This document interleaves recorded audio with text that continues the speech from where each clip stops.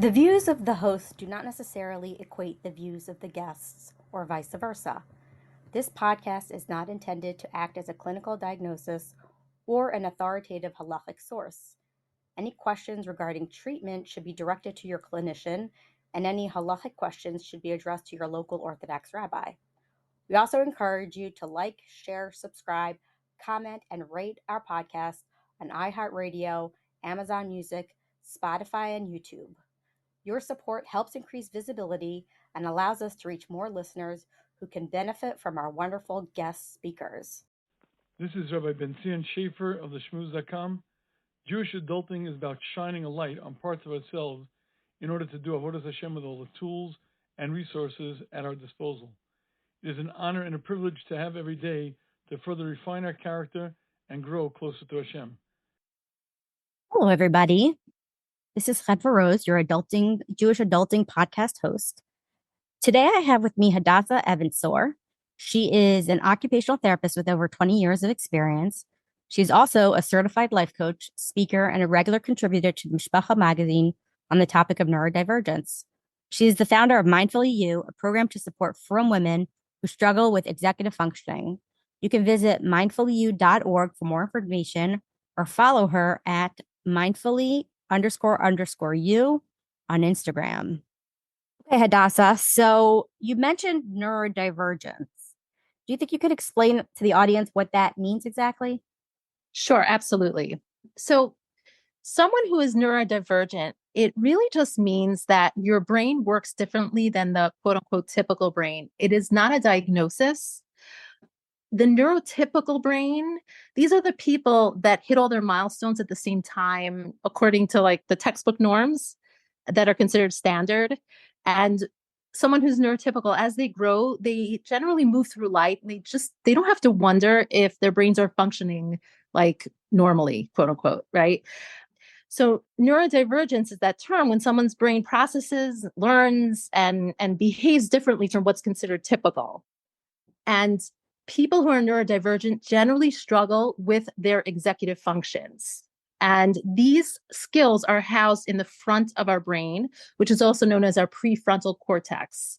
Some of the skills are like emotional regulation, attention regulation, working memory, planning, focusing, impulse control. There are a lot, but those are the main ones. And we use these skills to make sure that everything is running smoothly in our day and that our behaviors match up to achieve our goals. So when you talk about executive functioning, you can think of like this conductor, right? He's in front of a symphony. There are all different types of instruments. And the conductor is there with his wands, and he's telling which instrument to start first and how strongly it should start. And maybe certain instruments should come in halfway through the symphony, right? And others come in very strong and other ones come in lightly.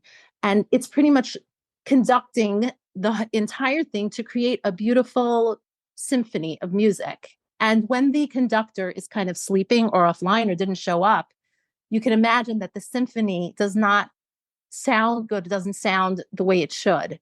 And that's kind of what it's like for someone who struggles with executive functioning. It's like their conductor is not working at its best. So what they produce does not show for itself, right? And people who struggle with executive functioning also have what's called executive functioning fuel. They have less of it.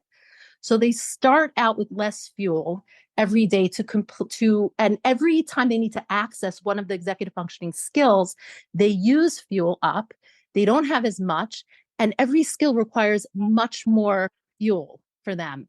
So it's much harder for them. And then what ends up happening is as the day progresses, they get much more tired, overwhelmed, and they just have struggle getting things done. And the last component to executive functioning and neurodivergence is the dopamine. Dopamine is a neurotransmitter in the brain that is associated with learning, focus, motivation, right? And so when your brain, the neurotypical brain, makes enough dopamine, but people who are neurodivergent tend to not make dopamine, and therefore they're always seeking out opportunities for dopamine. It's like that neurotransmitter that tells you something yummy is coming, something good is coming. If I eat this piece of cake, it's going to taste good, right? And if you don't make dopamine, you're going to try to get it in easy ways, like with sugar or spending. And the laundry task, getting it done, or dishes, getting them done, is not going to provide you with the dopamine that your brain needs. So therefore, those mundane, boring, cyclical tasks of the day, they struggle with those. So that's very typical what you'll see with someone who struggles, because over the past 3-4 years, I taught myself, I have background in it as an OT, but I started teaching myself what's going on, why are our brains working differently, what strategies really, really work for women, and how I can support women in this so that they actually don't have to do it alone. So that's where this all started. Actually started with COVID, and it developed into an amazing program.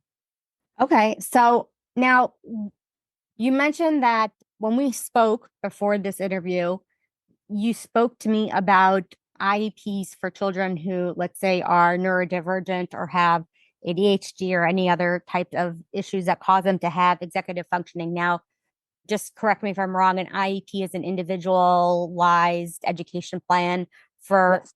that's a legal document that's put into place to help children who have, who are differently abled in terms of learning. And what you found was that while you're trying to implement an IEP with a child, you're noticing that the parent themselves are struggling. So can we talk about more about that awareness and what, the sort of like what kind of a generational problem is this? So oftentimes I would sit in an IEP meeting and you can just see, usually it ended up the mother would get the brunt of the responsibility of supporting or managing her child. And you would sit there and there would be all these goals and all these systems that they would put in place to help this child. And they would, of course, ask the mother to assist the school, to be a partner with the school to help the child who's struggling. And they would give the mother a lot of different instructions and recommendations. And you literally can see the mother sitting there so overwhelmed, like almost her eyes would be hollow. And Mm.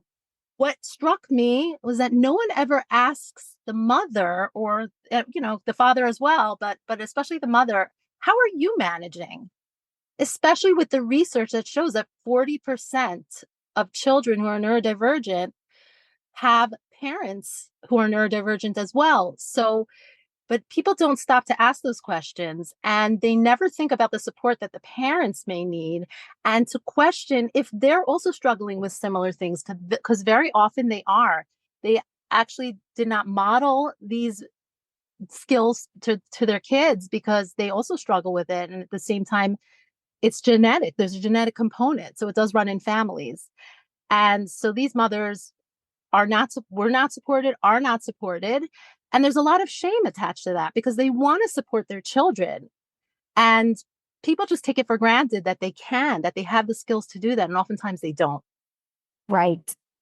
So I think it takes a very intuitive person to not focus in on their client, but to look at like a holistic picture and say, hey, like according to research and, according to genealogy research as well, there is a good chance that one or more of the parents are struggling with executive functioning.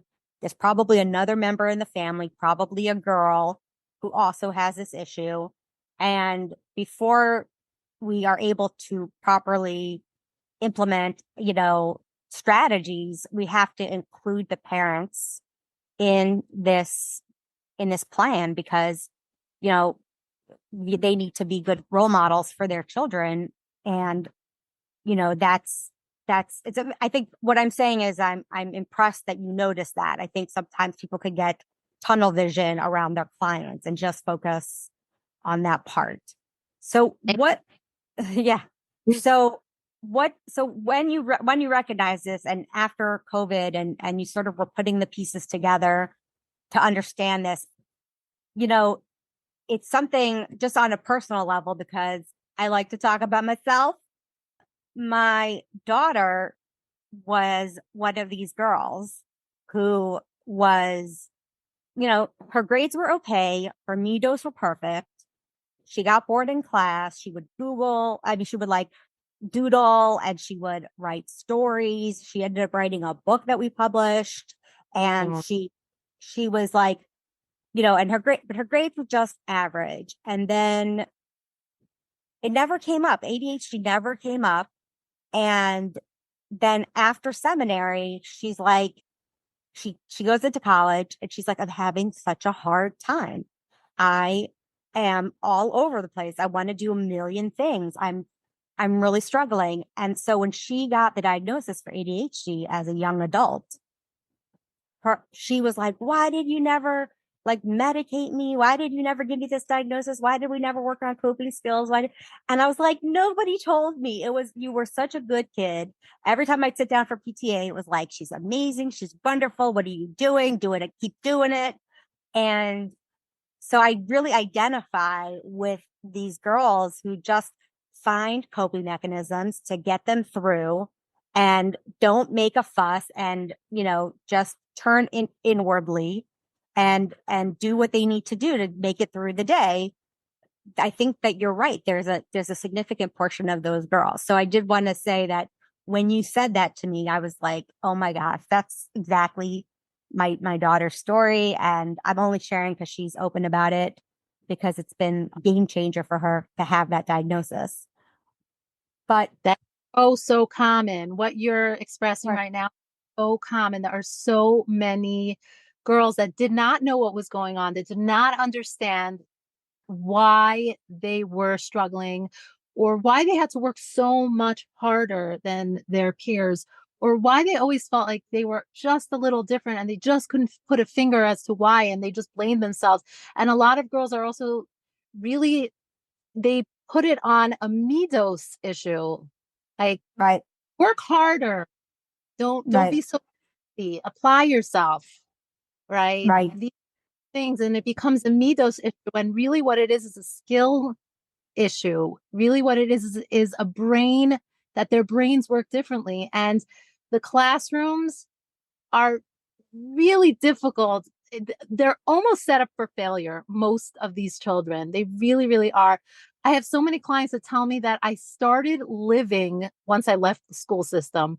Once I left the school system, all of a sudden I started having friends. And all of a sudden I started recognizing that I have talents. And all of a sudden I started seeing myself for who I am, my strengths and my abilities. What a shame, that they have to go through this. But yeah, there's a lot of work. right. So, I mean, I guess one thing is, in terms of strategies, which we're going to talk about in a minute, there seems to need to be an awareness from the school systems. They have to recognize in themselves and understand these statistics and be educated so that if a girl does have these symptoms, they don't fall through the cracks and proper interventions come into play. And I know I spoke to you about this beforehand, but executive functioning, I really am curious to know more about your strategies. And I know we're going to get into that in a minute because when we had an executive functioning for coach for one of our children, she was lovely. It was great. And, insurance covered it. And we thought, okay, this is going to help this child be more organized. This is going to help us be more organized. We don't know what their homework is doing, where it's flying over here. It's like, it's a roller coaster of emotion every night. We don't know what's happening. And essentially the executive coach cleared out his binder every day.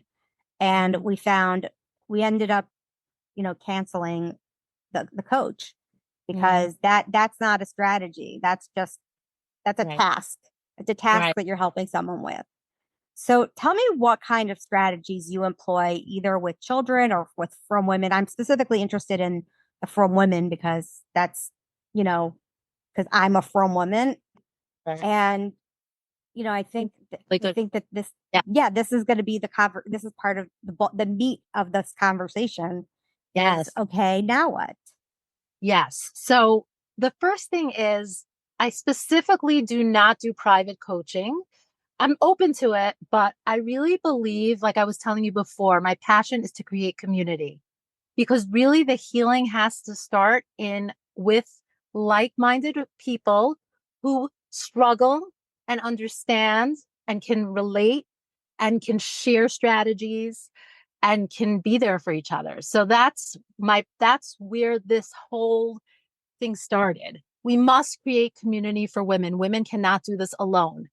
Neurodivergent women need to support each other, because we live in a world that does not, especially the frum world, they do not, neurodivergent women do not thrive in general, and especially in the frum world, because the cultural demands, unrealistic demands on many women, even neurotypical women, but all the more so on neurodivergent women. And the fact that living the frum lifestyle, there are so many timelines. Everything is time based. You have to accept Shabbos by this time, right? And there's always some sort of schedule, and there's always some sort of timeline that you have to abide by. And if you struggle with time management, I mean, it's just so painful. So the community is the first thing. The second thing that we do is we educate. We don't just start with skill building. Skill building is the second half of the program. The first part of the program is education. What is going on in the neurodivergent brain? What are your executive functions? Let's break them down one category at a time. You have no idea how many women are like, oh, okay, that's why I can't manage my time, because of the executive function of time management. And why does that happen? And what does working memory mean? What does it mean to struggle with working memory? And how does that how does that how does that affect me in everyday life? What am I looking for? Right? So when we understand, you have absolutely have to first understand what's going on in your brain in order to heal. In But order what is working memory? Okay, good question. Working memory is holding the skill of holding pieces of information in your head in your memory, in your short-term memory, for short-term use. Okay, so this is not long-term memory. This is not memorizing Mefarshim and Mamrei Chazal and all that we did in school. This is holding 5 items in your shopping list, right, in your head without writing them down. This is doing mental math. This is remembering where you put your keys 10 minutes ago, right? This is remembering that you have a meeting in half an hour, or you have an appointment.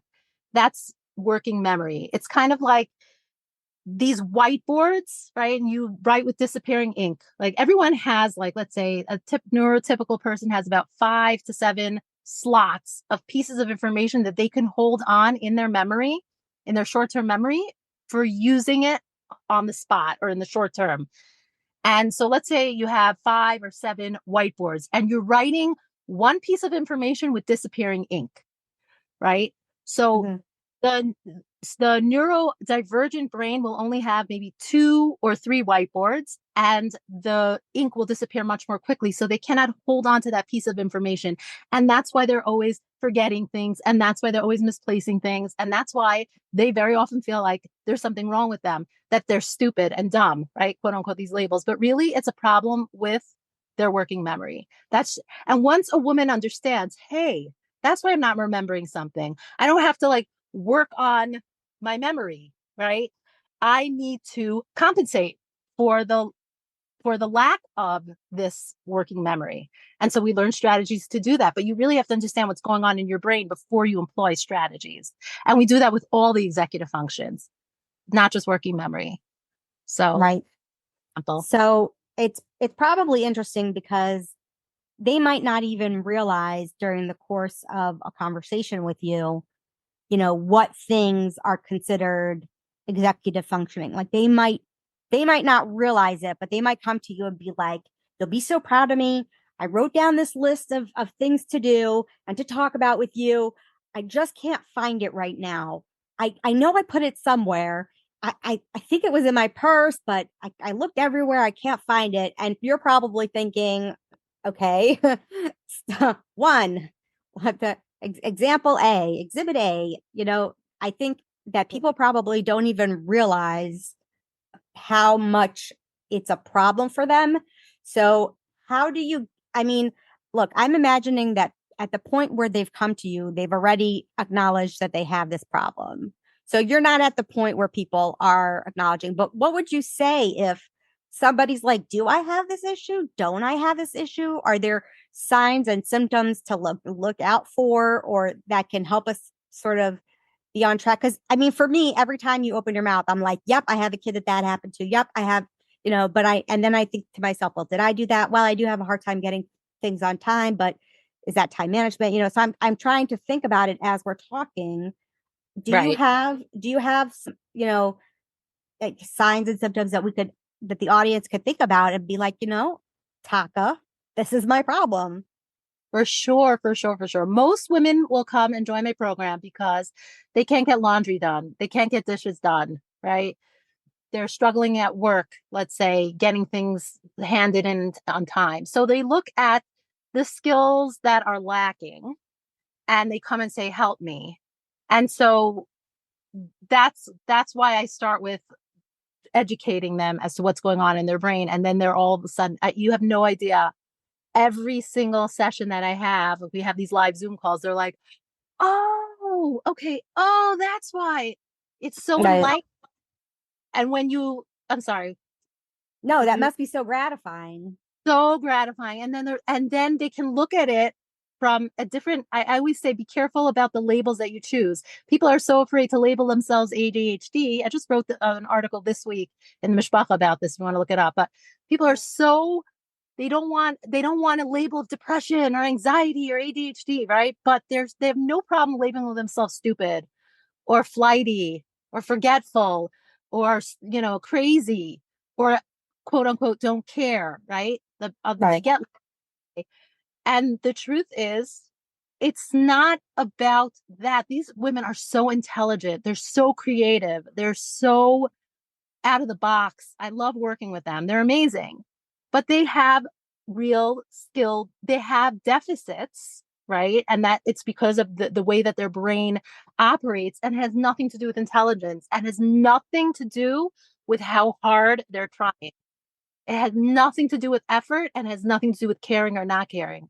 And once they learn that, once they understand what's going on, they can start to heal, and they can start to be open to learning strategies that actually work for their brains, not what their planners are nice. They're wonderful, but they don't always work for people. It's nice. It's nice to plan ahead. It's nice to do things 4 months in advance, right? But they Uh-huh. have what works for the neurodivergent brain, and that's going to be different for every single person.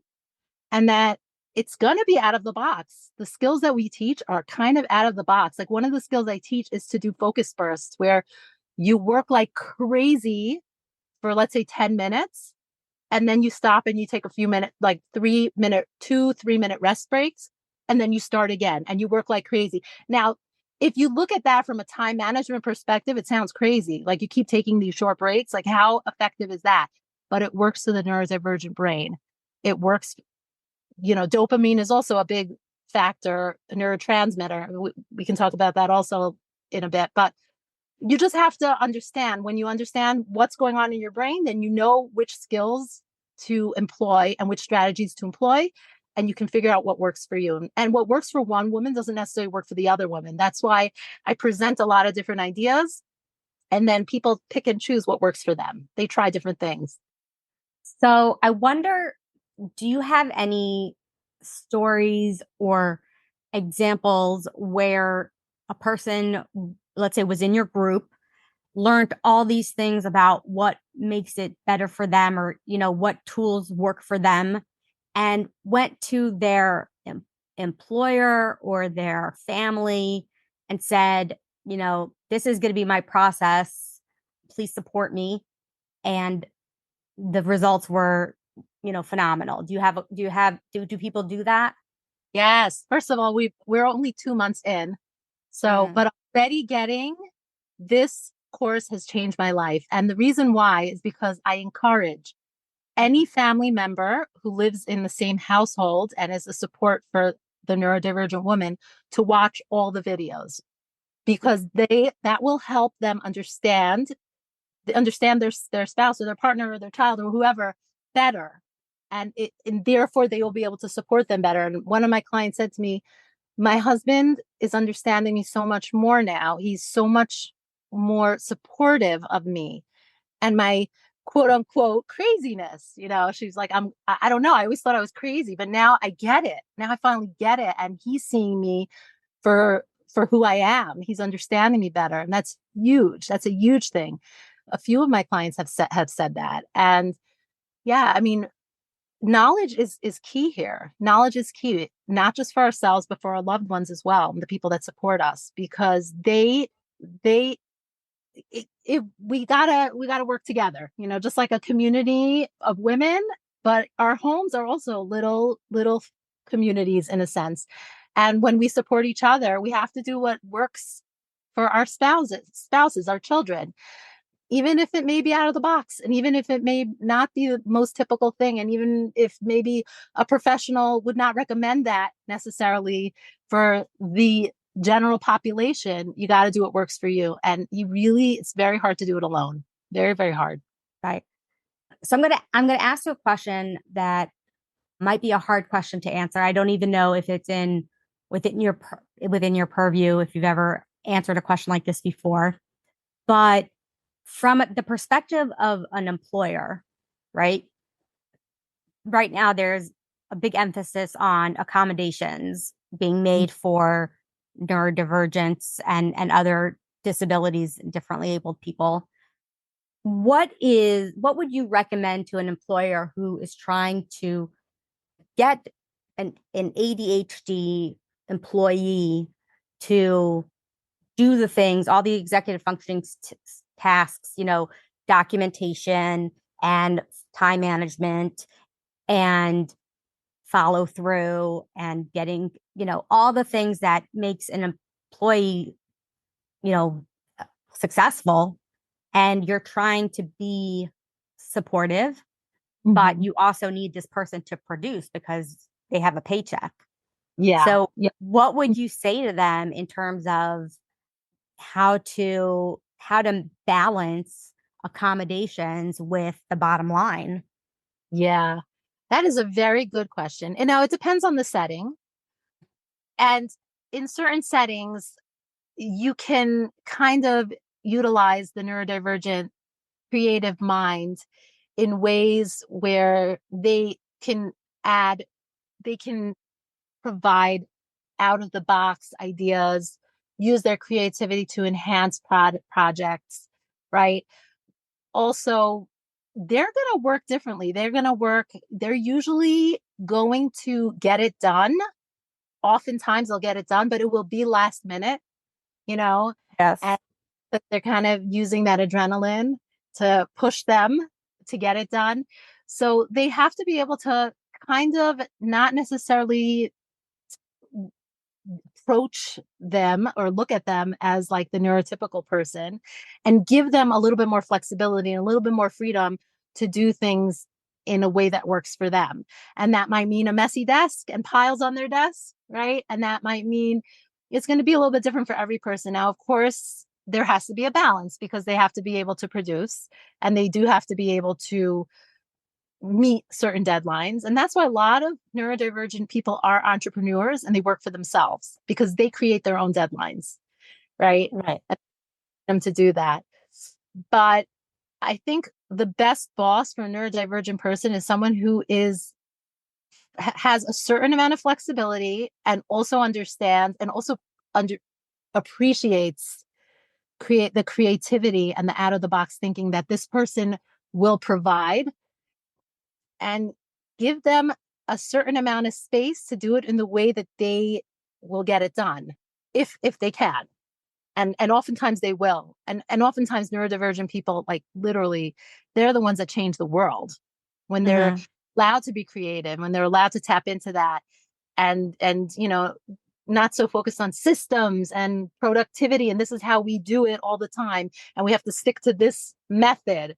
When they allow them to have that flexibility within a certain amount of range, a boundary, they really do so much. They add so much. So, Well, but it depends I on. think I think I once heard that like Albert Einstein and Bill Gates and like there's you know a bunch of people who Sir Isaac Newton, Steve Jobs, these were all people who were suspected of having neurodivergence among many others. Basically people who had to think out of the box, had to be creative, and were able to solve problems differently. And I think this advice that you've given, which is very, I think it's on point, also applies to parents and their children, right? Give them, you're getting ready for Shabbos, and like this kid is reading, and everyone else is, hustling and bustling. And then you see them, you're like, okay, come on, go do your work. And all the things you just said, about understanding that it's going to take them a little longer to get there. They're going to use adrenaline, you have to be understanding. And I could totally see that being a very successful strategy for, the child and a spouse even, if your spouse needs to take regular breaks because that's how they are going to be able to rejuvenate themselves to be able to move on to the next time frame, the next, I don't know what you call it, but burst of energy where you your focus, what did you call it? Focus. Mhm. Right. So, this could all around make interactions a little bit better, and understanding that we all work differently, and that if we can tap into, I think that this group is a great idea. I think a group like this for family would be really good too, because oftentimes people are frustrated by what they see as, this is not normal. Mhm. This is not how everyone else is doing it. You don't take 100 breaks. You don't take forever. You don't get distracted in the middle. You don't, all the things that like could really cause friction in the course of a relationship. So I think that a parent, a friends and family, and they might even exist, honestly. In my journey to be an adult, I am finding that there are resources for many things. You just have to know where to look for them. You just have to come across them, and the right person has to send you a message and say, "Hey, I happen to do this." So if you're out there and you're listening and So, you have a yeah. group for family, please reach out. Okay, so what can someone who is joining your Mindfully You program expect? Okay, great question, Khadwa. So it's a 6-month program. It includes live weekly Zoom calls. And in these calls, we have accountability, support, and we share strategies. They'll also get 24 pre recorded educational videos related to executive functioning and skills and strategies. There are also ongoing chats with participants and the coaches. We have individual check ins via messaging and text messaging. It's a supportive community of women, and you'll get tons of resources like shopping lists, meal planning guides, and helpful tools. And one amazing thing about it is also live body doubling links that go out weekly, where you just join a video and you can be working on any care task that you want. And there are other women working alongside with you, and it helps you stay motivated and on task. So it's an amazing, comprehensive, supportive community. It's not just about learning skills, it's about creating community and having support. And there's nothing like it out there. So I'm really, really excited about it. The feedback I'm getting is amazing. It's life changing. Right. It sounds very high tech. Yes. Yes. I feel like I've seen that in some sci-fi something where you're joining other people and doing a task together. That's Yeah. next level. It really is. I mean, it's just Zoom, but at the same time, like it really keeps people focused and people really look forward to it.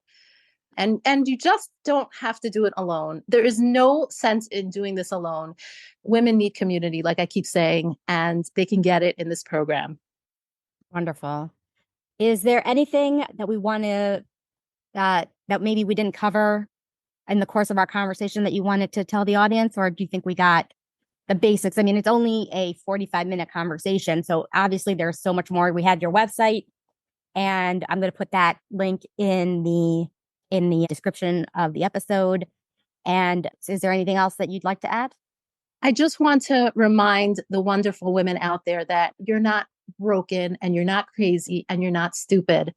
If you struggle with neurodivergence or executive functioning, it just means that your brain works differently and that you can learn skills that will help you be the best that you can be. And sometimes that means changing how you do things. And sometimes that means letting go of expectations and just focusing on function. But at the same time, you're doing what works for your brain. If you work with your brain, you will succeed. You will feel so much more motivated, and you really, it's no one should ever feel like they're less than. Right. You're not fighting yourself. You're leaning into the natural tools that you have and saying this could be an asset. Let's figure out the asset part of this. Absolutely. And there Yeah. are many, many, many strengths as well that Right. you can tap into. Yes, I agree. Okay. Thank you so much for your time. And Having me. no problem. Thank you. Amazing. I really appreciate this opportunity. Sure. Have a good night. You too. Bye.